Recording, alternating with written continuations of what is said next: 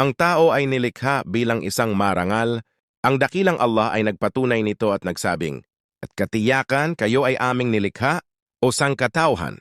And kadiyuwa di sa aming binigyan ng marangal na hubog, at pagkaraan aming sinabi sa mga anghel, kayo ay magpatira pa kay Adan. Kaya sila ay nagpatira pa maliban kay Iblis. Siya ay hindi kabilang sa mga nagpatira pa."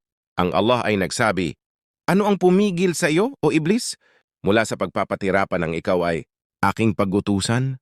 Siya ay sumagot, "Ako ay nakahihigit sa kanya kay Adan.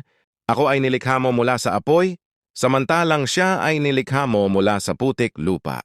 Ang Allah ay nagsabi, "O Iblis, ikaw ay bumaba mula rito sa paraiso, sapagkat hindi marapat para sa iyo na ikaw ay maging mapagmalaki rito. Kaya ikaw ay lumayas, tunay na ikaw ay kabilang sa mga kaaba-aba." Si Iblis ay nagsabi, "Ako ay iyong palugitanan hanggang sa araw na sila tao ay bubuhaying muli." Ang Allah ay nagsabi, "Tunay na ikaw ay kabilang sa mga pinalugitanan."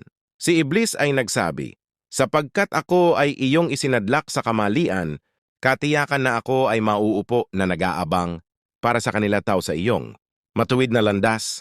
Pagkaraan ako ay darating sa kanila mula sa kanilang harapan at mula sa kanilang likuran, sa kanilang kanan at sa kanilang kaliwa, at hindi mo matatagpuan ang karamihan sa kanila na mapagpasalamat sa iyo."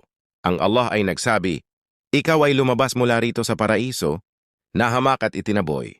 Sino man sa sangkatauhan ang sumunod sa iyo, katiyakang aking pupunuin ang impyerno mula sa inyong lahat ng sama-sama."